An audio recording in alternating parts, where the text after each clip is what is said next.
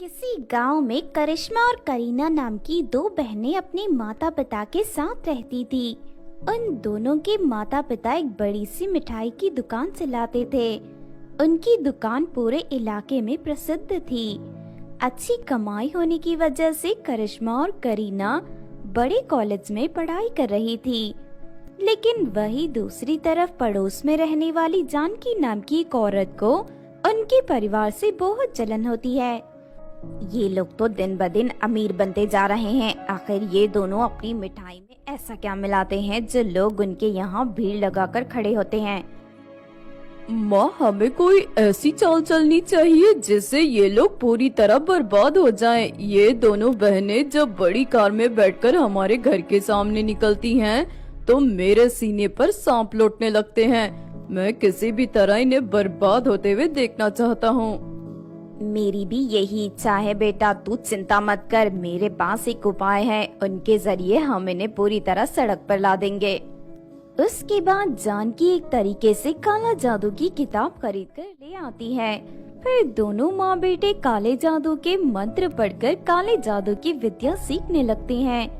देखते ही देखते कुछ दिनों में दोनों काले जादू की विद्या अच्छी तरह सीख जाते हैं। माँ, अब हमने काले जादू की विद्या पूरी तरह सीख ली है। चलो इसका इस्तेमाल करके करिश्मा और करीना के परिवार को बर्बाद करते हैं।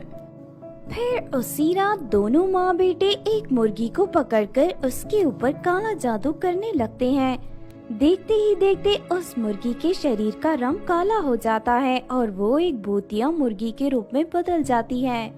अब ये मुर्गी वैसे ही करेगी जैसा हम इसे करने के लिए कहेंगे। सुन मुर्गी, तू करिश्मा और करीना की मिठाई की दुकान पर जाकर उनकी मिठाइयों को पूरी तरह भूतिया बना दे।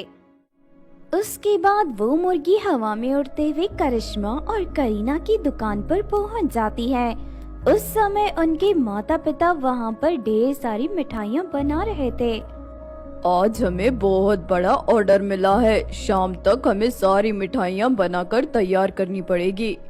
फिर देखते ही देखते शाम हो जाती है और दोनों ढेर सारी मिठाइयाँ बनाकर तैयार कर लेते हैं। तभी वो मुर्गी अपने मुंह से काले रंग का भूतिया पानी मिठाइयों के ऊपर गिराने लगती है। काले जादू के असर से मुर्गी किसी को दिखाई नहीं दे रही थी। थोड़ी ही देर बाद दोनों पति पत्नी सारी मिठाइयाँ उनके ग्राहक के घर पहुंचा देते हैं। लेकिन मिठाइयाँ खाते ही उन सभी के शरीर पूरी तरह काले हो जाते हैं। इस बात से सभी लोग हैरान हो जाते हैं। अरे, ये मिठाइयाँ खाते ही हम सबका शरीर काला हो गया। आखिर ये कैसी मिठाई थी? मुझे लगता है उस मिठाई वाले ने जरूर मिठाई के अंदर कोई जादू टोना किया है। चलो सब लोग मिलकर उसकी खबर लेते हैं। उसके बाद सारे लोग गुस्सा होकर दुकान पर पहुंच जाते हैं और करिश्मा करीना के माता पिता की खूब पिटाई करते हैं। दूसरी तरफ एक पेड़ के पीछे छुपकर जानकी और उसका बेटा ये सब देख रहे थे। लोगों से मार खाकर उन दोनों की हालत इतनी खराब हो जाती है कि उन्हें अस्पताल में भर्ती कराना पड़ता है। मुझे तुम्हारे माता पिता का ऑपरेशन करना होगा, जिससे बहुत खर्चा होगा। तुम दोनों पैसों की व्यवस्था करो। आप चिंता मत करिए डॉक्टर अंकल, हमारे घर पर बहुत सारे पैसे हैं। बस आप किसी तरह हमारे माता पिता को ठीक कर दीजिए। उसके बाद दोनों पैसे लेने घर पहुंच जाते हैं। लेकिन भूतिया मुर्गी पहले से ही उनके घर पर पहुंच चुकी थी। उसने सभी पैसों पर काला पानी छोड़कर उन्हें पूरी तरह काला कर दिया था। अरे, ये सारे पैसे तो काले हो गए, लेकिन ये कैसा हो सकता है?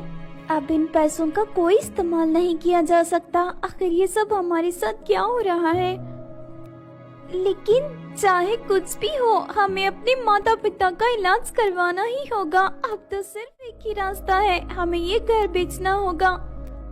उसके बाद दोनों बहनें एक बड़े सेठ के पास जाकर बेचने की बात करने पहुंच जाती हैं। लेकिन दूसरी तरफ जानकी और उसका बेटा दोनों मुर्गी को ऑर्डर देने लगते हैं। सुन मुर्गी, जल्दी से उनके घर के ऊपर काला पानी छोड़कर उनके घर को पूरी तरह तबाह कर दे। उसके बाद मुर्गी अपने मुंह से ढेर सारा काला पानी घर के ऊपर छोड़ने लगती है। और देखते ही देखते पूरा घर टूटकर तहस नहस हो जाता है। थोड़ी देर के बाद करिश्मा और करीना सेठ को लेकर अपने घर के पास आती हैं, लेकिन अपने घर को टूटा हुआ देख दोनों बहनों के होश उड़ जाते हैं। अरे अचानक हमारे घर की ये हालत कैसे हो गई? ये तो पूरी तरह टूटकर बर्बाद हो गया। ये तो बहुत ही अजीब बात है। ऐसा लगता है जैसे तुम्हारे परिवार के ऊपर किसी ने जादू टोना किया है। सुनो, पास के जंगल में एक बहुत ही दयालु जादूगरनी रहती है, तुम दोनों उसके पास जाकर मदद मांगो। सेठ की बात सुनकर दोनों बहनें फौरन जादूगरनी को ढूंढने जंगल में पहुंच जाती हैं, लेकिन काफी देर भटकने के बाद भी उन्हें जादूगरनी नहीं मिलती। हम दोनों कितने घंटे से यहाँ भटक रही हैं, लेकिन अभी तक हमें जादूगरनी नहीं मिली। लगता है वो जादूगरनी जंगल छोड़कर जा चुकी है, वरना अब तक तो वो हमें मिल जानी चाहिए थी। उसके बाद दोनों बहनें दुखी होकर वापस जाने लगती हैं, लेकिन तभी अचानक वहाँ पर एक चुड़ैल आ जाती है। दोनों बहनों को देखकर चुड़ैल उन पर हमला कर देती है। ये देख दोनों बहनें मदद के लिए जोर जोर से चिल्लाने लगती हैं। तभी वहाँ तेज हवा का झोंका आता है और एक इच्छाधारी नागिन प्रकट हो जाती है। नागिन फौरन अपने मुंह से आग उगलकर चुड़ैल के शरीर में आग लगा देती है। ये देख चुड़ैल फौरन घबराकर वहाँ से भाग निकलती है। ये जंगल बहुत ही खतरनाक है, तुम दोनों यहाँ क्या करने आई हो? दोनों बहनें नागिन को सारी बात बता देती हैं। मुझे पूरा यकीन है कि तुम दोनों पर किसी ने काला जादू किया है, लेकिन फिक्र मत करो, मैं तुम दोनों की सहायता करूंगी। उसके बाद नागिन दोनों बहनों को जंगल में एक पुदीने के पौधों के पास ले जाती है।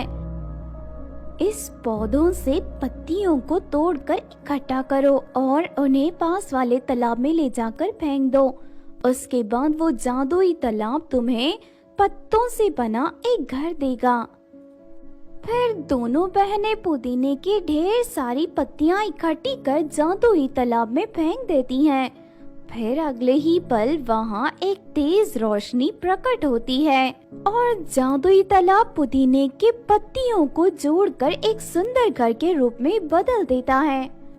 सुनो, मैं हमेशा जादुई तालाब का इस्तेमाल करके अच्छे लोगों की सहायता करती हूँ।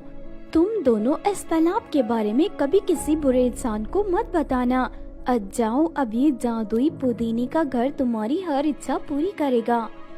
उसके बाद दोनों बहनें पुदीने के घर के अंदर चली जाती हैं और उसे हवा में उड़ाते हुए अस्पताल के पास ले जाती हैं। सुनो जादुई घर, हमारे माता पिता इस अस्पताल के अंदर भर्ती हैं। उनकी तबीयत बहुत खराब है, तुम उन्हें ठीक कर दो। फिर अगले ही पल घर के अंदर से हरे रंग के पानी से भरे 2 शीशियां बाहर निकल आती हैं। जाओ, अपने माता पिता को इन दोनों शीशी का जादुई पानी पिला दो, उसके बाद वो दोनों पूरी तरह ठीक हो जाएंगी।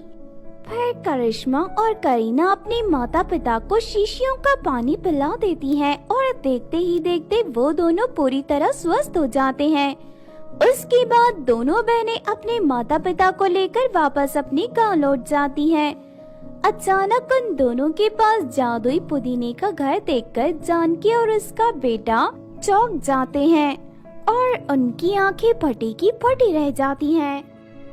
माँ, मुझे लगता है किसी बड़े जादूगर ने इन दोनों की मदद की है। हमें इस घर को भी बर्बाद कर देना चाहिए। उसके बाद जानकी फिर से अपनी भूतिया मुर्गी को उनके घर के ऊपर काला पानी छिड़कने के लिए और बर्बाद करने के लिए कहती है, लेकिन वो जादुई मुर्गी जैसे ही पुदीने के घर के पास पहुंचती है कि तभी घर मुर्गी के ऊपर जोरदार बिजली गिराता है और मुर्गी हवा में उड़कर जानकी के घर के पास पहुंच जाती है। फिर मुर्गी जानकी के घर के ऊपर काला पानी गिराने लगती है। देखते ही देखते जानकी के घर में आग लग जाती है और वो पूरी तरह राख हो जाती है। फिर वो काली मुर्गी जानकी और उसके बेटे पर भी हमला कर देती है। देखते ही देखते काली मुर्गी उन दोनों के हाथों को काटकर खा जाती है। उसके बाद माँ बेटे डर के मारे हमेशा के लिए गांव छोड़कर भाग जाते हैं।